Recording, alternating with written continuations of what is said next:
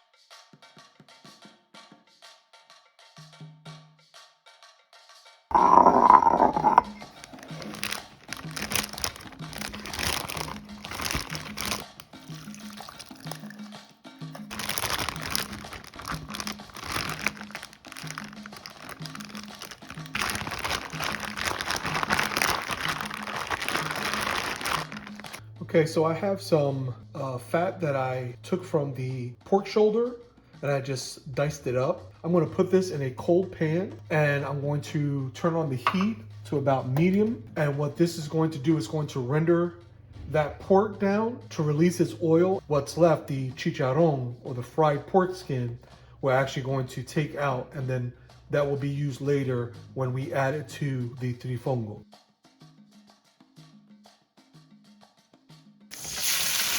My pork pieces with that marinade. I'm simply going to spread this around, making a nice even layer. And then I'm going to take a lid and I'm simply going to cover it, but I'm not going to cover it all the way because I want steam to come out. I want that liquid to evaporate so that only the oil remains, and that's going to continue to fry our carne frita.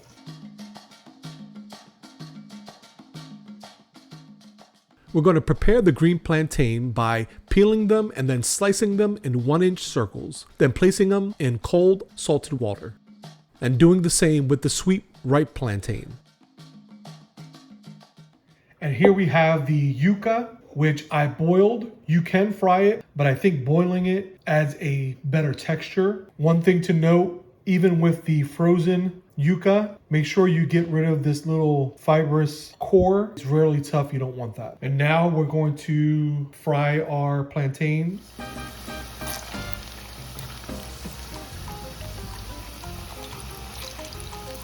Okay, so our plantains are done. This is the green plantain, this is the ripe plantain. As you can tell, different colors. This is darker because the plantain is more ripe, but they're all fully cooked. And we're ready to start our trifongo. So here we have our trusty mortar and pestle, el pilon, as we call it. And the first thing I want to do is I want to take some garlic and I'm simply going to put it in the pilon. To that, I'm going to add a little bit of salt. Okay, that'll help to grind the garlic. I'm also going to add some black pepper so I don't have to add it afterwards. Then I'm going to take my mallet and I'm simply going to mash that garlic. I like to do this first. Just pound a little bit, right? Get it all mashed up well. Just like so. Then I like to add oil. Now I can really kind of grind that garlic with that oil so that that oil is permeated with that garlic flavor. From here, we're simply going to add our plantains, the ripe plantain, and then I'm going to add that boiled yuca, as well as that chicharron that we cooked off earlier, those fried pork pieces. Probably a little bit more oil on top, and then begin to mash it. Okay. And this is really what mofongo is really about.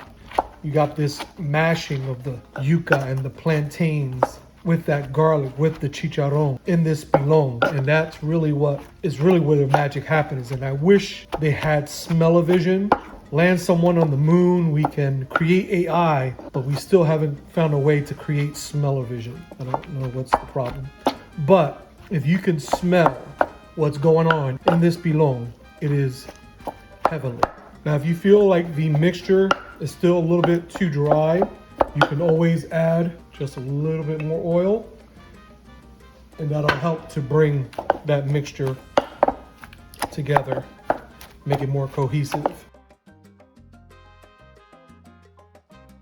I want to serve it right here. Okay, I'm going to finish it off with a nice spicy aioli right over the top. And there you have that trifongo. Ooh.